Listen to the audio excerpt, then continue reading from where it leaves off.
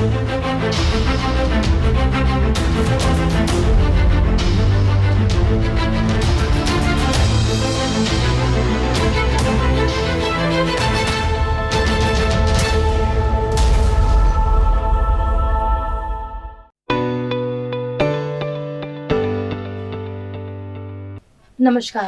Expert we on live with corona हमारे इस programme में आप सभी का स्वागत है। हमारे इस प्रोग्राम में आज हमारे साथ हैं एडवोकेट मिस्टर नीलेश बोराटे, जो कि रेरा प्रैक्टिशनर्स एसोसिएशन पुणे के अध्यक्ष हैं। हम इनका हमारे इस प्रोग्राम में स्वागत करते हैं। Thank you. ओके सर, मेरा पहला क्वेश्चन आपसे ये है कि भू संपदा अधिनियम 2016 इसके प्रमुख उद्देश्य क्या है? इससे पहले मैं ये बोलना चाहूँगा कि ये जो रेरा अधिनियम है ये किसको लागू होता है। तो बेसिकली ये जो रेरा अधिनियम है ये ओनरशिप फ्लैट, अपार्टमेंट और प्लॉट के लिए लागू होता है। और इसके मुख्य जो उद्देश्य है वो ये है कि जो रियल एस्टेट सेक्टर है उसका प्रमोशन और उसका रेगुलेशन करने के लिए एक रियल एस्टेट रेगुलेटरी अथॉरिटी का गठन किया जाए। इसके साथ जो इसमें सेल होता है वो एक सुनिश्चित तरीके से और कुशल और पारदर्शक तरीके से इसका सेल वगैरह जो है वो इसमें हो। जो इसके कंज्यूमर्स है, ग्राहक है, उसके हितों का रक्षण करना और जो भी कोई इसमें की शिकायतें रहेंगी तो ये शिकायतों का जल्द से जल्द निपटाना करना, उसके लिए एडजुडिकेटिंग मैकेनिज्म का स्थापन करना और रेरा अथॉरिटी और रेरा एडजुडिकेटिंग ऑफिसर इनके यहाँ से दिए गए हुए कोई भी आदेश हो या ऑर्डर हो, उसके अगेंस्ट में अगर कोई अपील की प्रक्रिया चलानी हो तो उसके लिए अपीलेट ट्रिब्यूनल का गठन करना ये है। ओके सर, जैसे कि अभी आपने बताया, तो अभी मेरा क्वेश्चन है कि रेरा जो अधिनियम इसकी प्रावधान क्या है? अभी बेसिकली रेरा में प्रावधान ये है कि कोई भी प्रोजेक्ट रहे, वो कमर्शियल है या रेसिडेंशियल है, सबसे पहले उसको रेरा अथॉरिटी के पास रजिस्टर करना चाहिए। अभी कुछ प्रोजेक्ट्स ऐसे हैं कि जो रजिस्टर करने की ज़रूरत नहीं है, जैसे कि कुछ प्रोजेक्ट्स के ज़मीन अगर 500 स्क्वायर मीटर से कम है या किसी डेवलपमेंट प्रोजेक्ट में 8 फ्लैट से कम फ्लैट है या उस प्रमोटर को वो कंप्लीशन सर्टिफिकेट वो प्रोजेक्ट के लिए मिला है और या कि फिर वो प्रोजेक्ट जो है वो रीडेवलपमेंट के अंतर्गत वो कर रहे हैं, जिसमें ना कि मार्केटिंग है, ना एडवर्टाइजमेंट देना है या नया सेल कोई नहीं है, तो ऐसे प्रोजेक्ट्स को रेरा में रजिस्टर करने की ज़रूरत नहीं है। उसके बाद में कोई भी प्रोजेक्ट है वो बिना रजिस्टर किए हुए किसी ग्राहक को वो बेच नहीं सकता है। और अगर उसने कायदे के या फिर अधिनियम का उल्लंघन अगर वो करता है तो उसको फिर जुर्माना भरना पड़ सकता है उसमें। ऐसे ही तरीके से जो रियल एस्टेट एजेंट्स है उनको भी अपने आप को पहले रेरा के पास रजिस्टर करना पड़ता है। बिना रजिस्टर किए हुए वो अपनी सर्विसेज जो है वो किसी को प्रदान नहीं कर सकते, किसके लिए यूज नहीं कर सकते, या कोई अगर घर लेना चाहता है तो उसको मीडिएट नहीं कर सकते। तो बेसिकली प्रोजेक्ट रजिस्टर होना चाहिए, एजेंट्स रजिस्टर जो है वो होना चाहिए। उसने इस प्रावधान में आगे ऐसा भी कहा गया है कि बिल्डर जो है वो जो फ्लैट की कीमत है उससे 10% से ज़्यादा जो धनराशि है वो फ्लैट धारक के पास से ले नहीं सकता है बिना पहले लिखित में एग्रीमेंट किए बिना। तो उसको पहले लिखित में एग्रीमेंट करना पड़ेगा, उसके बाद ही वो 10% से ज़्यादा पैसा वो जो है ग्राहक या फ्लैट धारक है उसके पास से ले पाएगा। उसके आगे ऐसा कहा गया है कि जो पूरा प्रोजेक्ट है उसमें से कुल मिला के जो पैसे आते हैं उसमें से 70% रकम जो है वो एक अलग बैंक अकाउंट में, शेड्यूल बैंक अकाउंट में एक अलग से अकाउंट निकाल के उसमें वो पैसे रखना है। और वो पैसा जो है वो सिर्फ और सिर्फ वही कंस्ट्रक्शन के काम के लिए ही इस्तेमाल में लाना पड़ेगा। बाकी दूसरे कौन से चीज़ के लिए वो पैसा जो है वो इस्तेमाल में नहीं ला सकते हैं। और जो ये पैसा बैंक में रखा है उसका एनुअली जो है वो ऑडिट करना चाहिए और ऑडिट रिपोर्ट जो है वो महारेरा के पास सबमिट करना पड़ता है। आगे इसमें ऐसा है कि अगर कोई प्रमोटर या बिल्डर इस बात का उल्लंघन करता है तो महारेरा के पास प्रावधान है कि वो जो बैंक अकाउंट है वो सील कर सकते हैं। रेरा अधिनियम ने पारदर्शिता के ऊपर बड़ा ध्यान दिया है। जैसे कि हम जानते हैं कि पहले अगर हम कोई फ्लैट लेने के लिए जाते थे तो आधी अधूरी जानकारी के ऊपर हमको फ्लैट लेना पड़ता था या आधी अधूरी कागज के ऊपर कागज को देख के हमें फ्लैट लेना पड़ता था। लेकिन आज की सिचुएशन में रेरा आ जाने के बाद में प्रमोटर को पहले रेरा रजिस्ट्रेशन करना पड़ता है और रजिस्ट्रेशन करते समय पूरा जो प्रोजेक्ट के कागजात है डॉक्यूमेंट्स है वो अपलोड करने पड़ते हैं। जैसे कि वो प्रोजेक्ट के लिए सैंक्शन प्लान रहने दीजिए या वो जगह जो है प्रोजेक्ट की उसके ऊपर अगर कोई बैंक का बोझा है, लीन है या कोई इनकम्बरेंस है तो वो दिखाना पड़ता है उसको। फिर अगर कितने बिल्डिंग्स उसमें है, कितने फ्लोर्स है, कितने फ्लैट्स है, एमिनिटीज क्या देने वाला है, और जैसे बेसिक इंफ्रास्ट्रक्चर है, वाटर है, सैनिटेशन है या फिर बिजली है, उसकी क्या सुविधा है, ये सब सारी चीज़ें जो है ये बिल्डर को वेबसाइट पे डालनी पड़ती है। और इसको जो है वो महीने में तीन महीने में एक बार उसको अपडेट करना पड़ता है। आगे दूसरी चीज उसमें ऐसी है कि कोई भी अगर बिल्डर का एडवर्टाइजमेंट है या फिर बिल्डर का प्रोस्पेक्टस है उसके ऊपर रेरा वेबसाइट का एड्रेस बिल्डर को डालना पड़ता है जहां की उसने अपना प्रोजेक्ट रजिस्टर किया गया है। अधिनियम ने नागरिक केंद्रितता पे ध्यान दिया हुआ है। कोई भी बिल्डर उसको अगर उसका सैंक्शन प्लान है, लेआउट प्लान है या स्पेसिफिकेशंस है उसको अगर रिवाइज करना है या बदलना है तो जब तक वो 2/3 फ्लैट धारक है उनकी कंसेंट नहीं लेता है तब तक वो बदल नहीं पाएगा। दूसरी बात आगे उसमें इन्होंने ऐसी कही है कि जैसे ही 51% लोगों ने फ्लैट की बुकिंग कर ली है तो बिल्डर ने वहाँ पे उनकी सोसाइटी फॉर्मेशन करके देना चाहिए और कंप्लीशन सर्टिफिकेट आने के बाद लगभग 3 महीने के अंदर जो है वो कन्वेंस डीड करके देना चाहिए। कोई भी व्यतीत व्यक्ति हो वो रेरा के जो प्रावधान है उसका किसी ने अगर उल्लंघन किया है तो उसके खिलाफ वो रेरा में तकरार जो है या फिर हम कहें शिकायत दर्ज कर सकता है। पहले जो शिकायत पहले सिर्फ रजिस्टर प्रोजेक्ट के लिए ही शिकायत दर्ज होती थी, लेकिन हालांकि अभी बीच में मुंबई हाई कोर्ट के आदेश के बाद में अनरजिस्टर्ड प्रोजेक्ट के अगेंस्ट भी कंप्लेंट जो है वो दर्ज हो सकती है।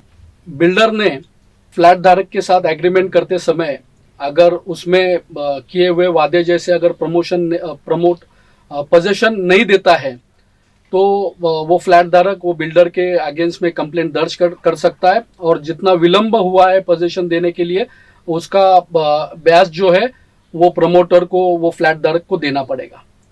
इसमें दूसरी सिचुएशन ऐसी है अगर किसी बिल्डर के फॉल्ट के वजह से अगर कोई फ्लैट धारक ये प्रोजेक्ट में से बाहर निकलना चाहता है तो भी बिल्डर को उसको जितना पैसा बिल्डर ने उसके पास से लिया हुआ है वो पूरा देके उसके बाद जब जिस तारीख से वो पैसा बिल्डर को मिला है वो तारीख से जब तक वो पैसा बिल्डर वापस फ्लैट धारक को लौटाता नहीं है तब तक उसको बिल्डर को जो है वो फ्लैट धारक को ब्याज देना पड़ेगा।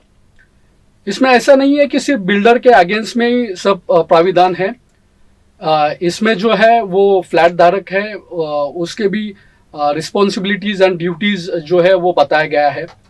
जैसे कि कोई फ्लैट धारक है तो उसके तय किए हुआ या एग्रीमेंट में जिस तरीके से मेंशन किया है वो डेट को उसको उसका जो भुगतान है वो करना पड़ेगा बिल्डर को।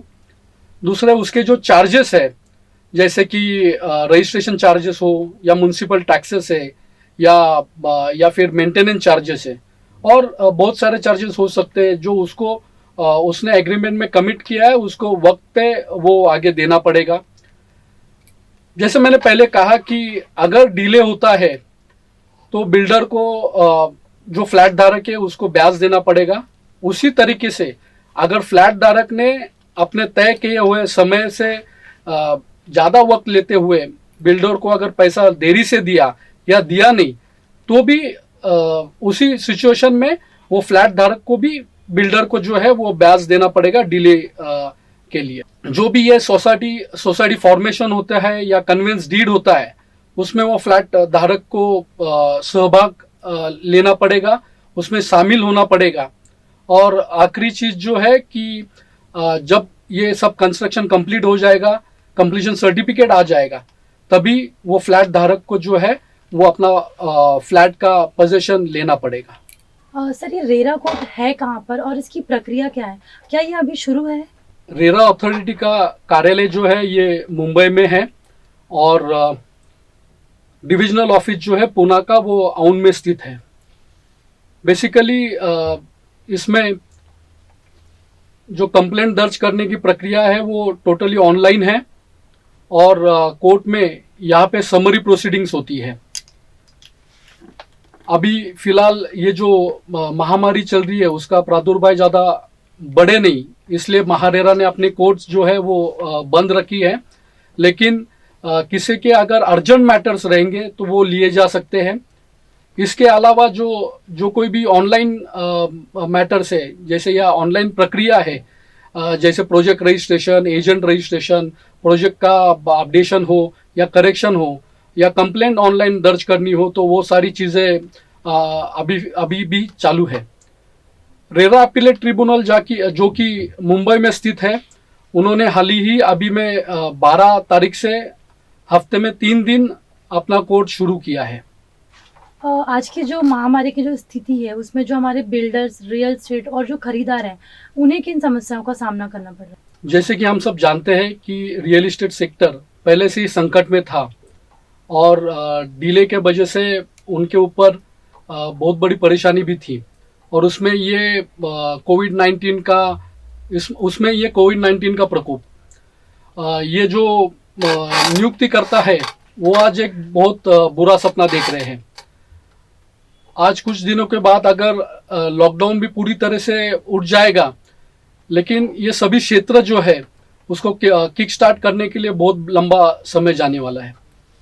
बिल्डर के लिए ये कुछ समय के लिए डिले भी होने का संभावना है।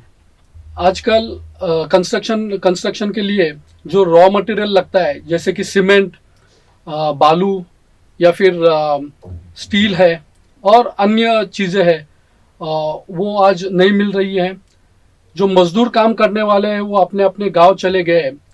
उसके वजह से आज बिल्डर एक कैच-22 सिचुएशन में आए जैसा है। अगर ये परिस्थिति ऐसे आगे 1 साल के लिए अगर भी चलती है तो उसका उत्तर देना मुश्किल है कि आगे क्या सिचुएशन होगी करके। खरीदारों की भी अपनी अपनी मजबूरी है, उनके भी अपने प्रश्न हैं। जैसे कि उन्हें वादे के मुताबिक अपना घर नहीं मिलने वाला है, वो अभी जहाँ पे रेंट से रह रहे हैं उसका रेंट भी उन्हें अदा करना है, या नया घर लेने के लिए उन्होंने जिस बैंक से लोन लिया है उसका भी भुगतान उन्हें वापस करना है। अभी के सिचुएशन में आगे जाके अनएम्प्लॉयमेंट भी बढ़ सकती है, वो भी एक बड़ा प्रश्न निर्माण होने वाला है। रियल एस्टेट एजेंट की परिस्थिति भी इनसे कोई अलग नहीं है। जब तक लोग घरों के बाहर नहीं निकलेंगे, घर खरीदने नहीं जाएंगे, तब तक इनकी रोजी रोटी मिलना भी मुश्किल है। महाराष्ट्र भू संपदा नियामक जो प्राधिकरण है, उन्होंने हमारे बिल्डर्स, रियल एस्टेट और जो खरीदार है उन्हें इस समस्या से निकालने के लिए कुछ उपाय योजना किया है। केंद्रीय सलाहकार परिषद ने कुछ सिफारिशें मिनिस्ट्री ऑफ हाउसिंग को दी थी और उसके अनुसार मिनिस्ट्री ने कुछ एडवाइजरी जारी किया है। उसके अनुसार महारेरा ने 12 मई 2020 को एक नोटिफिकेशन इशू किया है जिसमें वो कहते हैं कि 15 मार्च से लेके 14 सितंबर का तक का ये जो पीरियड है उसको उन्होंने जो है वो फोर्स मेजर पीरियड करके इनिशिएट किया है। उसमें क्या होगा कि जो प्रोजेक्ट्स रजिस्टर हुए हैं, जिस प्रोजेक्ट की वैधता है वो 6 महीने से बढ़ेगी। जो बिल्डर को अपडेट्स करने थे वो फोर्स मेजर पीरियड खत्म होने तक वो कर सकेंगे। उसमें दूसरी बात भी ऐसी है कि जो इंटरेस्ट कैलकुलेट करने का पीरियड है उसको उन्होंने मोरेटोरियम पीरियड करके डिक्लेयर किया है। जो प्रोजेक्ट्स में एग्रीमेंट रजिस्टर करना है, जैसे कि आप जानते थे रजिस्ट्रेशन ऑफिसेज भी बंद थे, तो उसके लिए भी उन्होंने जो रजिस्ट्रेशन का एग्रीमेंट रजिस्ट्रेशन का पीरियड है उसको भी उन्होंने ये फोर्स मेजर पीरियड खत्म होने तक करने की सहूलियत दी है। जो पोजीशन डेट एग्रीमेंट में मेंशन की थी वो भी आगे इसके वजह से गई है। जो सोसाइटी को कन्वेंस डीड और सोसाइटी फॉर्मेशन जो करना है वो भी अभी फोर्स मेजर पीरियड खत्म होने तक कर पाएंगे। रेरा के सेक्शन 40 के अनुसार जिन बिल्डरों से धनराशि की रिकवरी करनी थी उनके लिए भी ये फोर्स मेजर पीरियड खत्म होने के बाद वो कर सकेंगे। आने वाला समय हमारे रियल एस्टेट के लिए कैसा होगा? आने वाला समय रियल एस्टेट सेक्टर के लिए कड़ा होने वाला है। बहुत सारी शिकायतें जो है वो महारेरा के पास आएगी, लिटिगेशन में बढ़ोतरी होगी। जो मजदूर है उन्हें काम पे वापस लेके आना एक बहुत चुनौतीपूर्ण रहेगा। अगर हम रियल एस्टेट सेक्टर को एक अवसर की तरह देखेंगे, अगर हम इसका रियल एस्टेट सेक्टर का ट्रैक रिकॉर्ड अगर देखते हैं तो स्थिर विकास का दर और निवेश करने के लिए उचित ऐसा स्थान माना गया है। अभी हम देखते थे कि लॉकडाउन के पीरियड में हम लगभग 3 महीने के करीब हम घर पे रहे हैं। एक घर के मालिक होने का और घर के सुरक्षित वातावरण में रहने का एक अनुभव हमने लिया है। तो आगे आने वाले समय में अफोर्डेबल हाउसेज जो है उसकी भी मांग अच्छी रहेगी। कुछ बड़े घरों की भी मांग बढ़ेगी। जैसे कि हम आज देख रहे हैं कि आज सब घर से ही काम चल रहा है और एक आगे वाले समय में घर में एक अलग से कमरा जहाँ पे बैठ के ठीक से काम कर सके या एक मल्टीपर्पस रूम एडिशनल होने की भी मांग जो है वो बढ़ सकती है। उसी तरीके से आगे जाके डिजाइन्स भी घरों का हो सकता है। आज हम देख रहे हैं कि चीन में से बहुत सारे जो इंडस्ट्रीज है वो बाहर निकल रहे हैं और उन सभी लोगों का ज़्यादा करके भारत के तरफ ध्यान है। बहुत सारे रिपोर्ट भी ऐसे पॉजिटिव है कि उनकी पसंद जो है ये भारत है। तो अगर वो कंपनीज भी अगर भारत में आती है तो वैसे हालत में जो हमारा इधर का कमर्शियल रियल एस्टेट सेक्टर है उसको भी बढ़ोतरी मिलेगी। आज जो एग्रीकल्चर और रेसिडेंशियल सेक्टर है उसमें भी आगे जाके एक स्थिरता आएगी। बैंक ने अभी से ही जो इंटरेस्ट रेट है उनका वो कम करना शुरू किया है, उसका भी ये क्षेत्र को अच्छा लाभ और अच्छा फायदा होगा। डिजिटल क्षेत्र के वृद्धि के लिए बिल्डर्स को डिजिटल रूप से सक्रिय होना पड़ेगा। Virtual site scenes, online booking और पेमेंट पोर्टल का भी गठन करना पड़ेगा। एडवर्टाइजमेंट के लिए जो भी उनका बजट है उसमें से एक बड़ा हिस्सा डिजिटल मार्केटिंग और एडवर्टाइजमेंट के लिए बाजू में रखना पड़ेगा। जो रियल एस्टेट एजेंट्स है उन्होंने भी अपने आप को आज के ये डिजिटल राइज जो युग हम बोलते हैं उसके लिए अपने आप को तैयार करना पड़ेगा। ओके, ये रियल एस्टेट के क्षेत्र में जो आप हमारे जो दर्शक है अभी जो देख रहे हैं रियल एस्टेट से रिलेटेड जो भी है, तो आप इसमें हमारे ऑडियंस को क्या मैसेज देना चाहेंगे? महामारी फैलने के बाद सारा देश, सारा जगत आज वेबिनार और डिजिटल मीटिंग के माध्यम से एक हो रहा है। ये एक अच्छी बात है। ग्राहकों के बारे में अगर कहा जाए, आज कोई नए से अगर घर लेने की सोच रहा है तो पहले वो महारेरा के वेबसाइट पे जाके जो प्रमोटर है उसने उसका जो रेरा अकाउंट है वो पूरा ठीक तरह से देखे। अगर और जो कोई भी ग्राहक है जिन्होंने पहले ही घर खरीदा है और ये अभी के सिचुएशन में अगर उनको प्रॉब्लम आ रहा है और वो उसके बारे में कुछ निर्णय लेने के लिए सोच रहे हैं, तो मुझे उनको ये कहना है कि आप अभी जल्दी में कोई भी निर्णय ना लें। किसी अच्छे सलाहकार वकील के पास जाके उससे सलाह मशवरा करके ही आपका जो कुछ भी नए फ्लैट के लिए निर्णय रहेगा वो लीजिए, क्योंकि बहुत बार देखा गया है कि जल्दी में लिया हुआ निर्णय जो है वो आगे जाके बहुत नुकसान भरा हो सकता है। रियल एस्टेट सेक्टर में निवेश यानी देश के विकास में निवेश जैसा है, क्योंकि इसमें का बड़ा हिस्सा जो है वो सरकार को अलग अलग रूप से मिलता है, जैसे कि टैक्सेस और बाकी बहुत सारी चीजें।